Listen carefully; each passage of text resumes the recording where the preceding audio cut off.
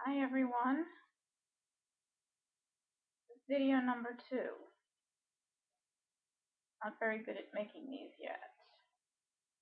Lost even more weight, as you can see. Last time I was weighed, I was 92 pounds. I just found out on Monday I got a phone call from the doctor. I have emphysema. Don't know how long I've had it. I have to try and get some of my old x-rays. Quit smoking 11 years ago. I smoked on and off since I was 16. Somewhat more on than off, but I don't know, maybe about 60-40. Air pollution is probably more what got me. I lived in an apartment for 15 years on a very busy street, and you wouldn't believe the gunk that accumulated on the windowsills after even one day. It was disgusting, thick, black gunk. And I was picking pieces of the World Trade Center up from in front of my house after 9/11. That didn't help either. And being forced to live in rather disgusting conditions didn't help. Right now, I'm living in a place where it's filled with cigarette smoke and construction dust and paint fumes, and I feel like I've got bricks sitting on my chest.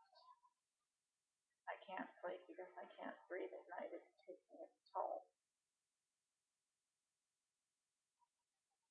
I've had 3 big nightmares. When I was 11, I read Ken Kesey's One Flew Over the Cuckoo's Nest.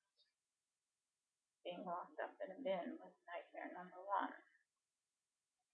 Well, I survived that. Barely. Didn't escape with my physical health intact. I had my sanity when I went in, and I managed to keep it, in spite of horrendous abuse. I still have my sanity. It's the only reason I'm alive. Nightmare number 2. Every woman's nightmare, to become a homeless bag lady. Survived that one. It's been difficult, but I've stayed sane, and I've been grounded, and I'm resourceful. And mostly I've not been on the street. I spent a night on a number 2 train and a couple of nights when things were really bad in the park, but mostly I've always had a place to stay, however dangerous and filthy and inadequate.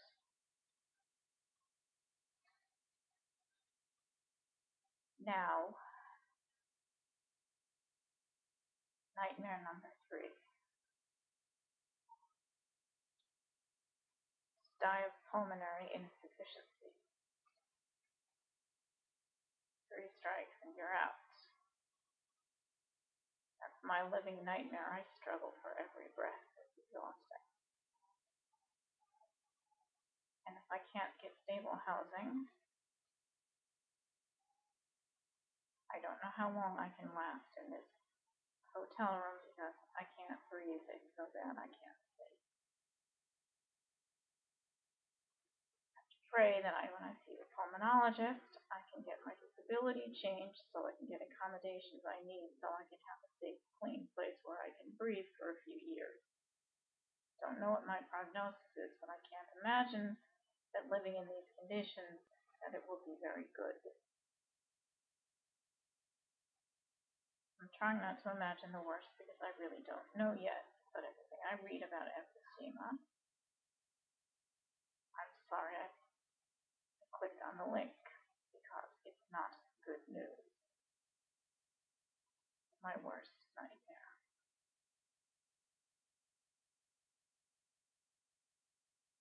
I'm trying to reconcile myself to this. I always expected to live to be 90 and die with every marble in my brain and every hair on my head. My father died too young at 87 from cancer that wasn't properly diagnosed.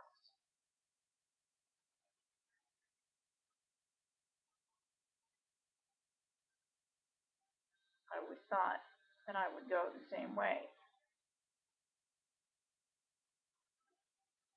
thought I would die old. He died prematurely at 87. Both sides of my family come from long-lived stock. My father smoked and he quit. I smoked and I quit.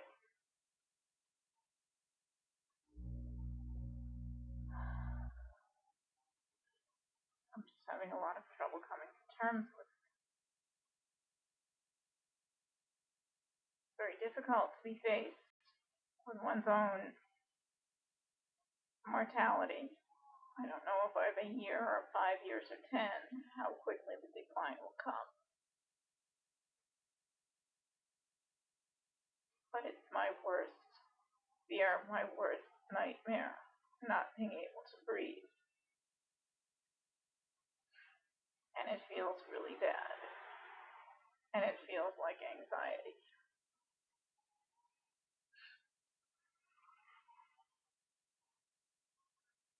And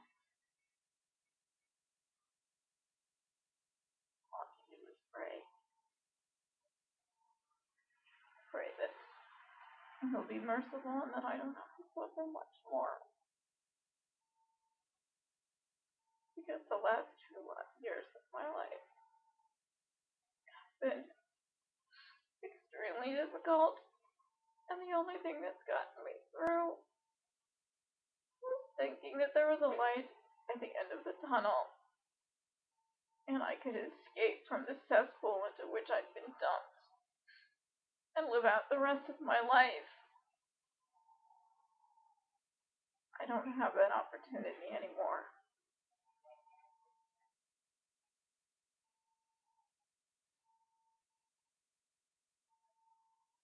I just have to hope I can find someplace clean and decent to live.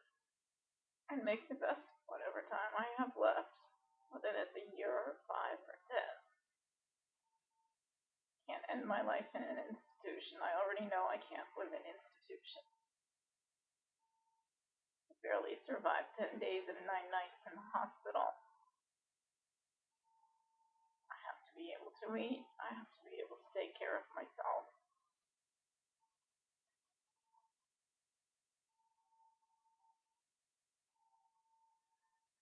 I really don't know what to do. I don't know if there's help available. Less and less money for helping people like me.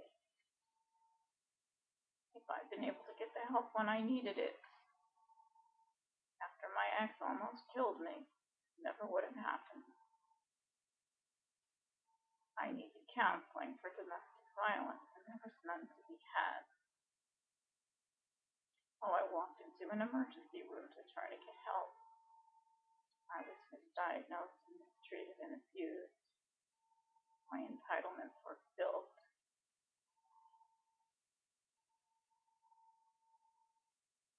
And my treatment providers, instead of getting me better and back to work, decided I had a lifelong disability. Made me into a sick person, which I never was. Finally stopped taking the medication, and all of a sudden I'm not a sick person anymore, but now I'm sick because I have emphysema. It's ironic, isn't it?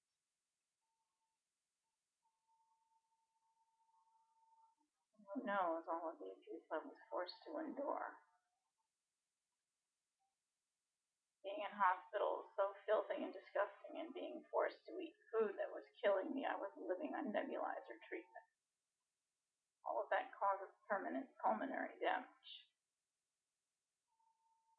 Yes, I smoked, but I quit. I wouldn't be so angry if it were just my own stupidity.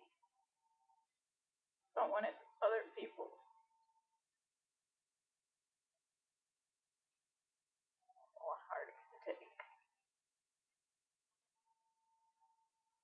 Water under the bridge, I'm really trying not to look back. I'm trying to look forward to make now better. But it's really hard. For those of you who believe, please pray for me. And for those of you who don't, think good thoughts for me. Or bring good dreams for me.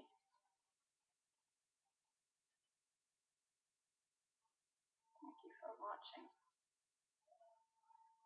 I hope I have something better to